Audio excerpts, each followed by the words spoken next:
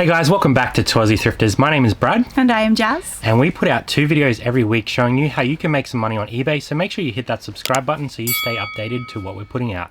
Today we're going to do a what sold for August, and we're going to share with you 15 bolos, which is items that we would be on the lookout for, and 5 Nolos, items that we would not be on the lookout for if we were to find them in an op shop, a thrift store, garage sale, all those sorts of things. So let's get straight into it. Stick around to the end because we will share our biggest month ever on eBay with you guys and the numbers down to the detail. Let's get straight into it. First up, we sold this Scotland rugby jersey. We picked this up in the bulk lot recently that we did locally. Paid about $10 average cost of goods on that one. We ended up selling it for $120, which was awesome, making us $84 profit in pocket. Very nice. In the op shop, I recently picked up this crumpler bag. First time that we've ever sold crumpler. Got it for $5 and sold it pretty quickly for $59.95, which left us $37.95 profit. I think it was a week that we had that in store. I think so. First time, I didn't even know that brand, so good pick up there. Next up, we picked up these genuine Toyota head units quite a while back on auction. You guys might remember the video. We paid $70 for this particular one. We sold this one for $250 recently, and that netted us $122.50 in profit. Not mad at that at all. This Mars leather jacket was another recent one. Brad paid up for this. He paid $50 at Savers, but we sold it really, really fast for $249.95, so we made $148.46. I think that was like 48-hour sale, so happy to pay up if you're going to sell them that quickly. Next up, another quick flip was this vintage Quicksilver jumper. I picked this one up in Savers as well for $16. Sold it in about a week for $80, so we made $44 profit. And we did have to disclose a bunch of repairs on that, but it did not even matter because it was such a cool style. Definitely. First time again, we picked up some Superga? I can't say it. Superga platforms. They were leopard print. I got them at Savers for $8 and sold them for $50, so we made $26.50 after all the fees and shipping. Sure. This item here, we tell you guys all the time, New Balance Minimus. These shoes sell like so quickly, it is crazy. We picked these up for $14.25, so we did pay up a little bit, but we sold them very quickly for $69.95, so we made $37.21 profit. Look out for that little Vibram on the bottom of the soles of those. They're very shallow shoe. They're very lightweight, so keep an eye out for New Balance Minimus.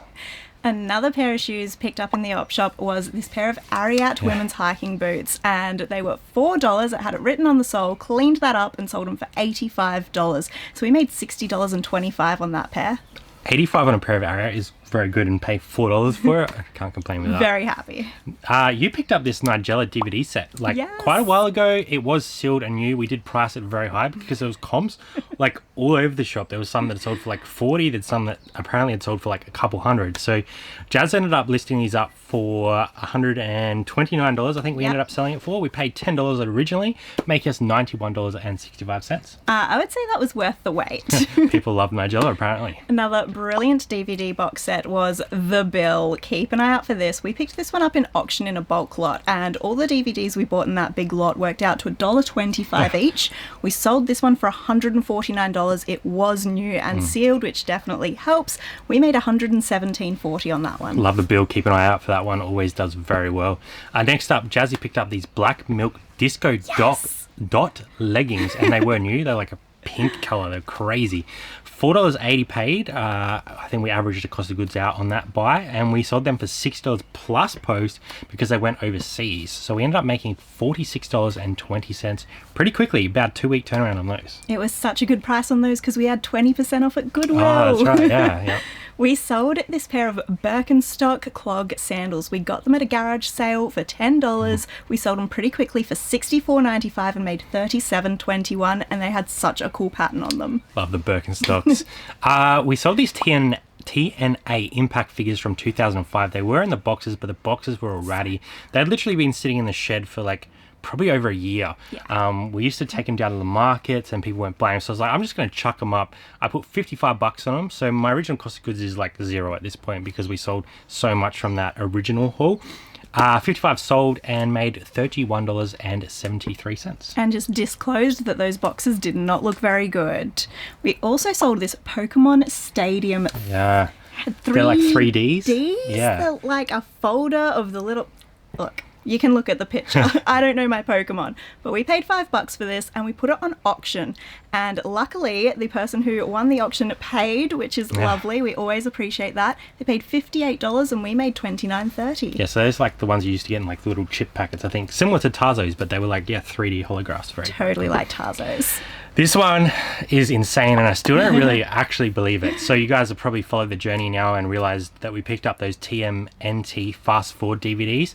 Now we talked about this in our last video, but it's just so crazy I want to talk about it again. So we paid $15 for the whole set. There was about 30 DVDs in that whole lot. We made crazy money off them already. Now this individual set of 6 sold for $549. So keep an eye out for that TMNT Fast Forward set. There is 6 in that set. The last 2 are hard to find. So we made $431.65 on that individual sale. And at the time I had no idea that that's what they were worth. So got very lucky on that one, but now we all know that they're worth money, so we can all keep an eye out for them. Crazy sale. Well done, bud. Let's get into those Nolos. So we've had a real hard look at our store this month, and we picked out some stuff that we probably usually wouldn't talk about too much because they're not like super bad Nolos, but they're things that we're just trying to like improve in our store as well. So we've got 5 here. You're first up on those.